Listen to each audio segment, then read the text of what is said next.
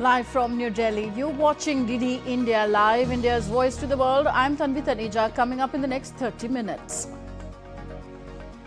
Israel's army warns of unprecedented force in Gaza City, urges residents to leave, shuts West Bank crossing with Jordan following deadly attacks.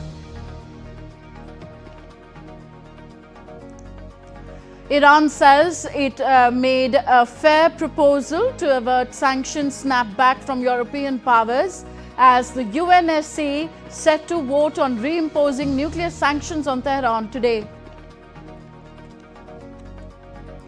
India expects Saudi Arabia to respect mutual interests and sensitivities in their strategic partnership, asserts External Affairs Ministry.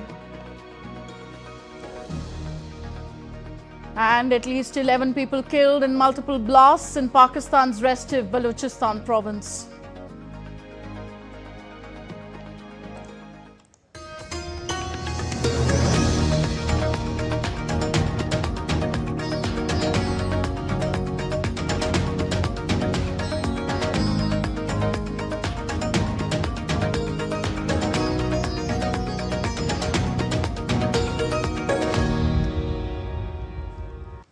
Up first, updates from West Asia. Heavy explosions were heard over Gaza City on Friday morning, with fireballs lighting up the sky over the Palestinian enclave. The Israeli military urged Gaza City residents to flee southwards, warning it will operate with unprecedented force against Hamas and other terrorist organizations.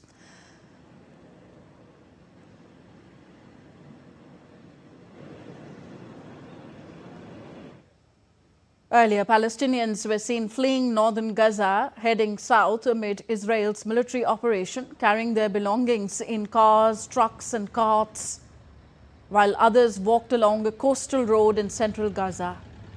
Israel aims to defeat Hamas and secure hostages, with large numbers of troops moving towards the inner city. A total of 48 hostages remain in Gaza since their capture in a Hamas attack on southern Israel on October 7, 2023. Israeli officials say around 20 are still alive. Meanwhile, families of the hostages have expressed concern and urged for a ceasefire with Hamas and free their relatives.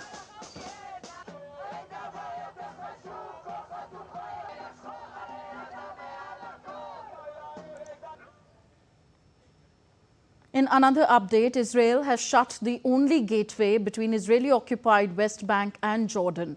The moves come a day after a driver bringing aid from Jordan to Gaza killed 2 Israeli military personnel. The Israeli Airports Authority, which operate the Allenby Bridge crossing, announced that it would be closed until further notice. No group claimed responsibility for the attack at the Allenby Bridge, which is a key route for trade between Jordan and Israel. The United States vetoed a draft United Nations Security Council resolution for the 6th time that demanded an immediate, unconditional and permanent ceasefire in Gaza and that Israel lift all restrictions on aid deliveries to the Palestinian enclave. The text, drafted by the elected 10 members of the 15-member council, would also have demanded the immediate, dignified and unconditional release of all hostages held by Hamas and other groups. It received 14 votes in favor. It was the 6th U.S. veto since the conflict between Israel and Hamas began nearly 2 years ago. In a related development, the Israeli military said that a drone launched from the east crashed in the southern city of Eilat after air raid sirens were sounded in the area. Israel claimed that the drone had been launched from Yemen and fell in Eilat's hotel zone, triggering fire that caused damage but no casualties. Yemen's Houthi group claimed responsibility for the drone attack, saying in a statement that Eilat will remain under constant targeting. Separately, sirens were also activated to alert Jerusalem and Tel Aviv residents after Israeli army said that it had intercepted missiles launched from Yemen. The conflict between Israel and the Houthis has been escalating, with the Iran-aligned group firing at Israel and attacking shipping lanes in what it has said is an act of solidarity with Palestinians in Gaza. Meanwhile, in response, Israel has carried out a series of retaliatory strikes against Houthi targets in Yemen. Spain supported the EU Commission's proposal to freeze trade agreements with Israel. Prime Minister Pedro Sanchez said this, saying that his country's interest in Israel's actions in Gaza stemmed from geopolitical and human rights concerns.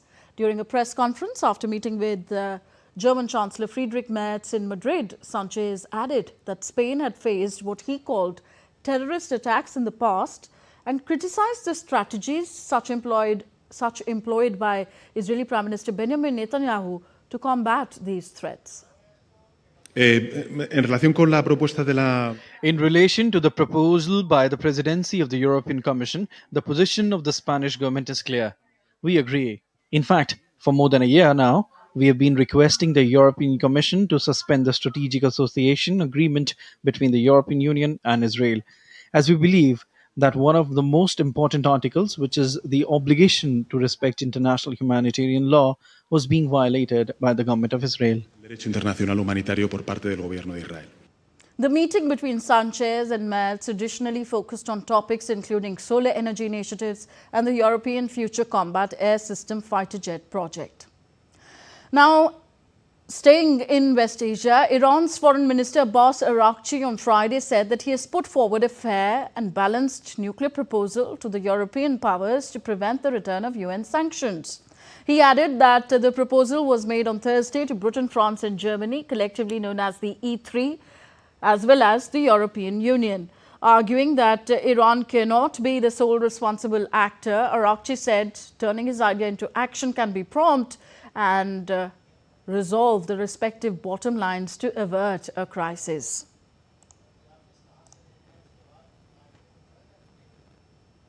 Further, the United Nations Security Council will vote Friday on reimposing deep economic sanctions on Iran over its resurgent nuclear program.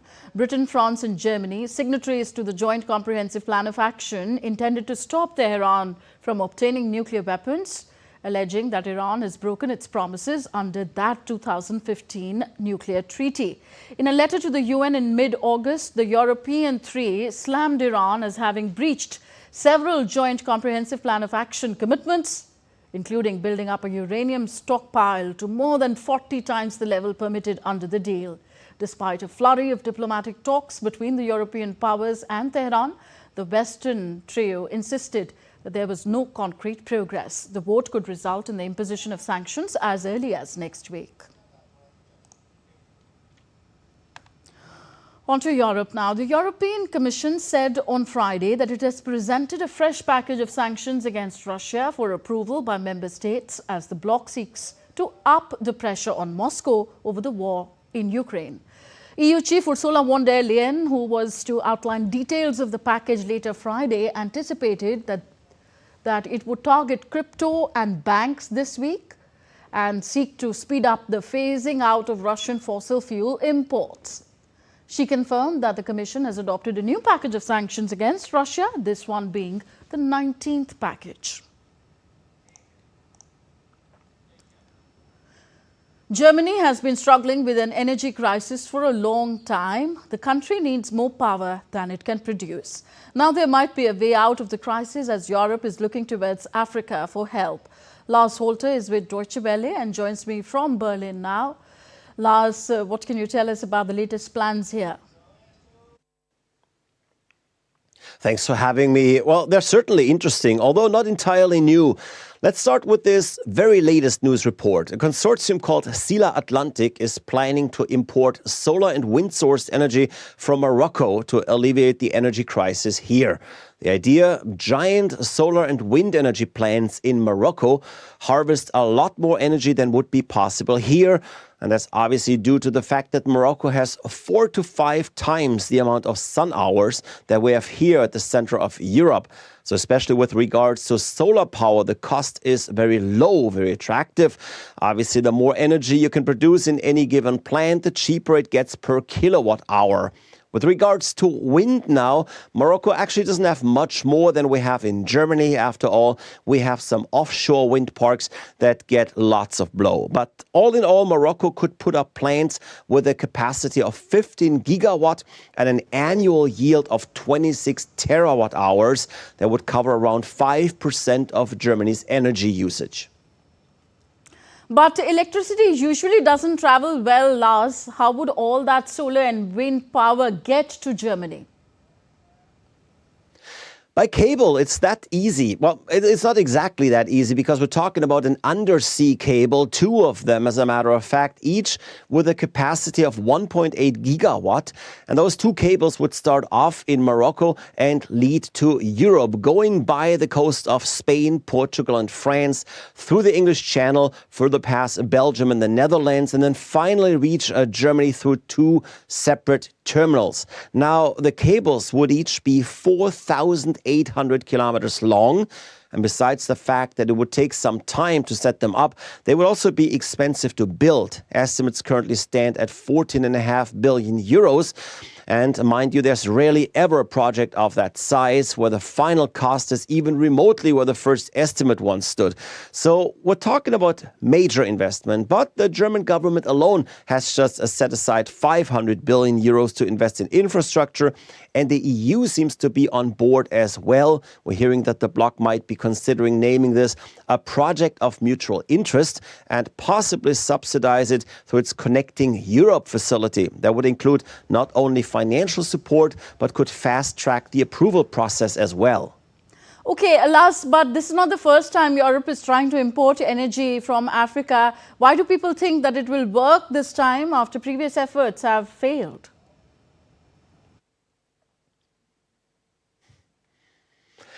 That's a good question. Indeed, some 25 years ago, there was a consortium named Desertec that already had plans to produce renewable energy in Africa and import it to Europe.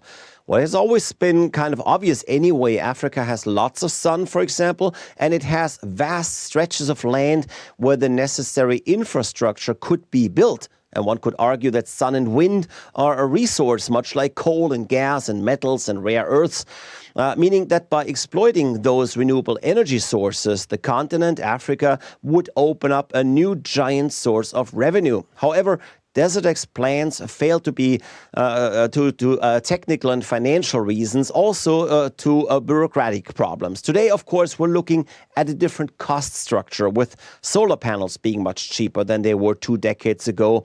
And we're in the middle of a crisis, too, where the lack of energy or the cost of energy has often been identified as the major hurdle for economic viability in Europe, especially in Germany. So motivation might be a lot higher these days, and that is what the group is betting on. Okay, thank you very much, Lars Holt, for all those updates. Lars joining me from DW Berlin. Moving on now, the government of South Korea aims to resolve visa issues of its migrant workers with the US government before proceeding with an investment package, informed South Korea's Foreign Minister Cho Hyun. The statement comes just days after US raid on a Hyundai Motors battery plant in Georgia that impacted Korean workers in the plant. They were later deported to the home country. South Korea and the US had agreed to a $350 billion investment package as part of a bilateral trade deal. You're watching DD India Live, still to come on the show. India-US trade talks on the right track, says MEA spokesperson. Details on the other side. Another clean energy milestone for India. The country crosses 250 gigawatts of non-fossil fuel power capacity.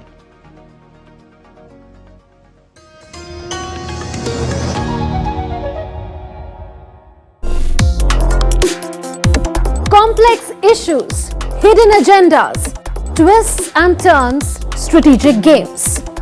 We think all dots are linked. We just need to connect them.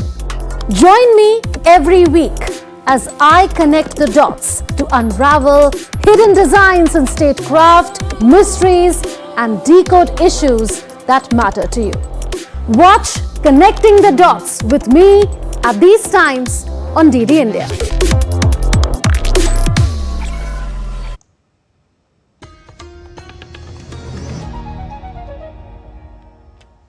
Welcome back. You're watching DD India Live. I am Tanvi Taneja. On to Asia now. 11 people have been reported dead in Pakistan's southwest province of Balochistan in multiple blasts today.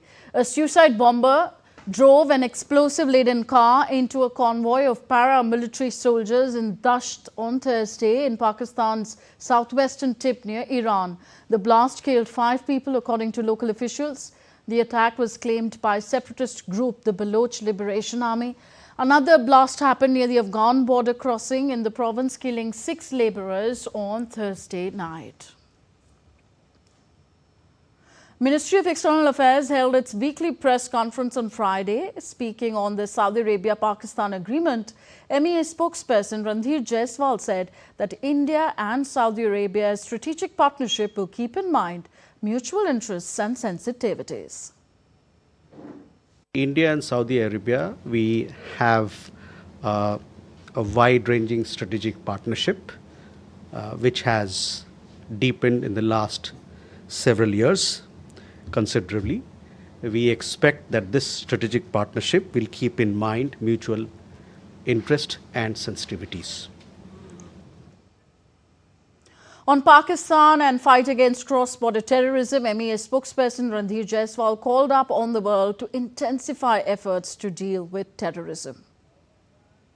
Terrorism matters, we are very clear. The world is aware of the nexus between the terrorists and the Pakistani state and military.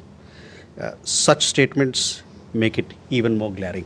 We all have to fight cross-border terrorism and terrorism. In each and every document that comes out of a multilateral arena, whether it is BRICS or SCO or anywhere else, you see the kind of support that is there to fight international terrorism. And in fact, there is a reference to fighting cross-border terrorism as well. So, we call upon the world that we have to strengthen and intensify our efforts to deal with terrorism.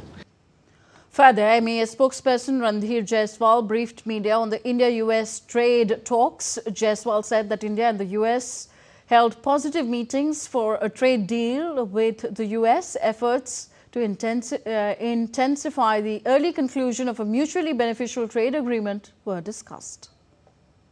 We did have a delegation from the United States led by the Assistant USTR Brendan Lynch. He had meetings of senior officials in the Ministry of Commerce. That was on 16th of September to take forward the ongoing negotiations for a trade deal with the United States. These discussions have been positive and forward-looking, covering various aspects of the trade deal. And it was also decided between the two sides to intensify efforts to achieve early conclusion of a mutually beneficial trade agreement. India's Prime Minister Narendra Modi received a telephonic call from the Prime Minister of Greece, Kyriakos Mitsotakis, on Friday, extending warm wishes on Prime Minister Modi's birthday. Prime Minister Mitsotakis conveyed Greece's support for the early conclusion of a mutually beneficial India-EU free trade agreement and for the success of the AI Impact Summit to be hosted by India in 2026. Both leaders discussed a range of issues and welcomed the development in the existing bilateral relations across sectors such as trade, investment, technology, shipping, defense, security, connectivity, and people-to-people ties. Both leaders reaffirmed their commitment to further strengthening the India-Greece strategic partnership. They also exchanged views on regional and global issues of mutual interest while agreeing to remain in touch.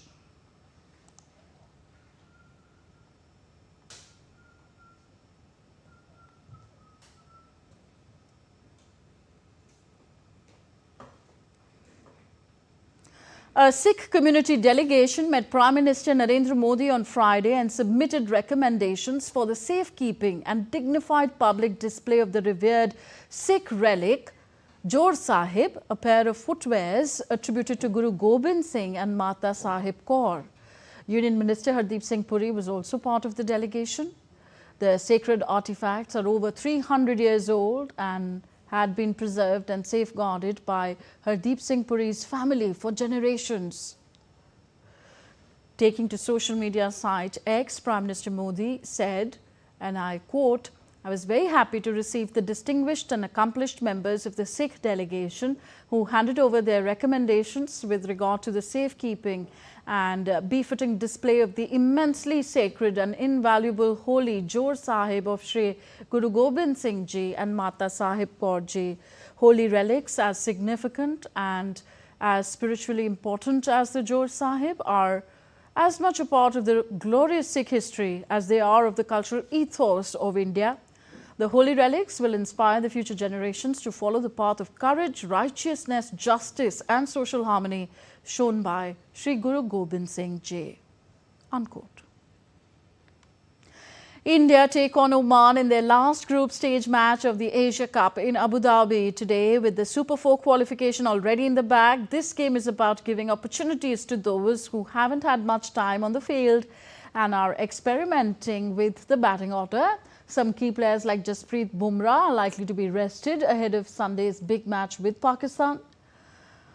Oman face India for the first time and it's a daunting task. Their 2 games so far yielded scores of 67 and 130 with no batter crossing 30 runs.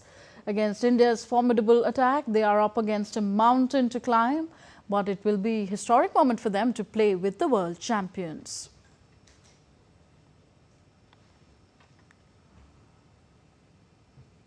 On to football now. Manchester City's prolific striker Erling Haaland bagged a record-breaking goal as they kicked off their Champions League campaign with a 2-0 victory over 10-man Napoli.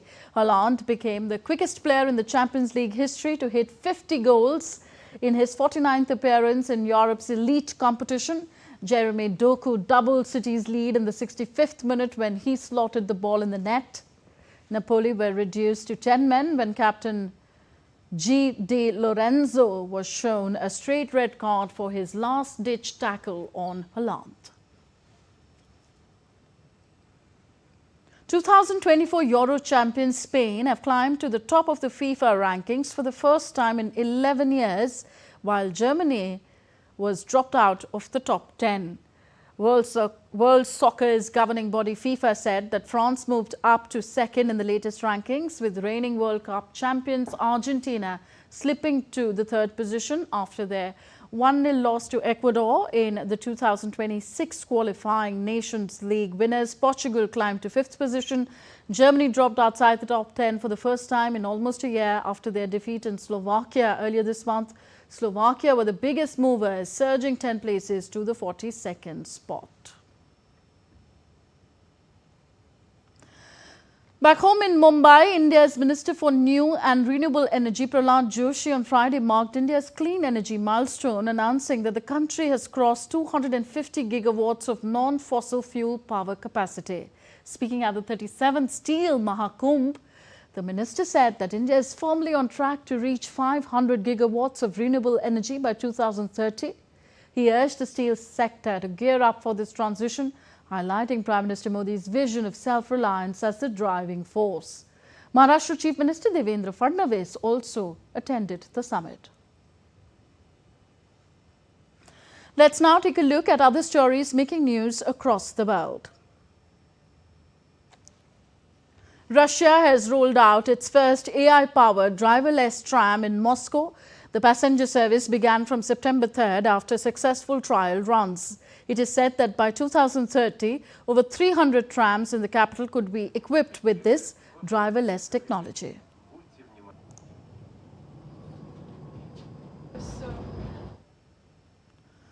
Toxic algal foam has spread across majority of South Australia's coastline. Locals complain of cough and sore throat. Health officials advise residents to keep windows and doors shut, stressing that symptoms are short-term. Beaches remain open as the government readies its summer plan. Paragliders are set to take part in the Ice Carnival in the French Alps, flying in colorful, creative costumes inspired by popular characters and themes. The event, aimed at entertaining crowds and promoting safe paragliding, will be held on 20 and 21st September. And Christmas Island is observing the Hungry Ghost Festival, a month-long ritual honoring those who died far from home. Offerings of food, incense and prayers are made to bring peace to restless souls. The festival remembers Chinese laborers who perished in colonial times and asylum-seeking children lost at sea in 2010. So that's all for this edition of DD India Live. Do let us know your thoughts on the news of the day. Connect with us on our different social media handles at DD India Live. And for those on the go, you can also download our DD India mobile app. We'll be back with more news as it breaks here on DD India. I'm Tanvi Taneja from all of us here in New Delhi. Thank you for watching. Namaskar.